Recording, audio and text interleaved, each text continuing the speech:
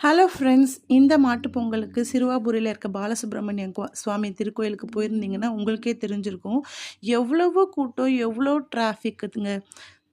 Holiday time அப்படின்றதுனால என்னன்னு தெரியல. சரியான கூட்டம்.